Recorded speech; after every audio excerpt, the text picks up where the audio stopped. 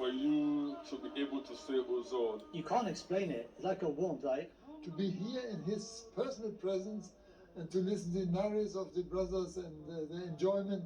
I mean, it's something amazing, something very, very special. The spiritual blessings of being in the physical company of Huzur is unmatched, and the spiritual power that you feel is unparalleled and something you can't get digitally. When he performed that Jum'at and I was behind him, I was just like, oh Allah, Alhamdulillah. And it almost didn't feel real because it's been so long since we've last seen Huzur, but it took a while to settle in and realize that actually Huzur is doing the Jummah, and then finally after that Huzur is leading the Jummah prayer, and that resonance in terms of how important Khilafat is really started to hit home.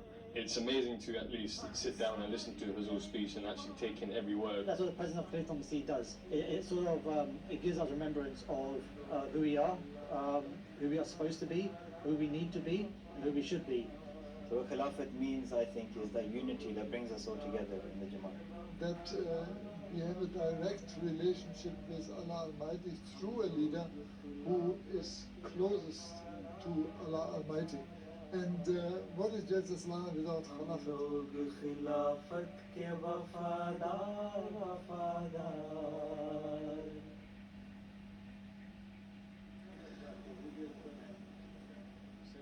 Assalamu alaikum from the MTA compound, coming to a picture-perfect finish of this very unique and very historic, very blessed and spiritual Jalsa Salana of the United Kingdom 2021. As you can see, the guests of the Promised Messiah والسلام, who came to the annual convention are making their way to the car park and slowly going to their homes, and we hope and we pray that they get home very, very safely.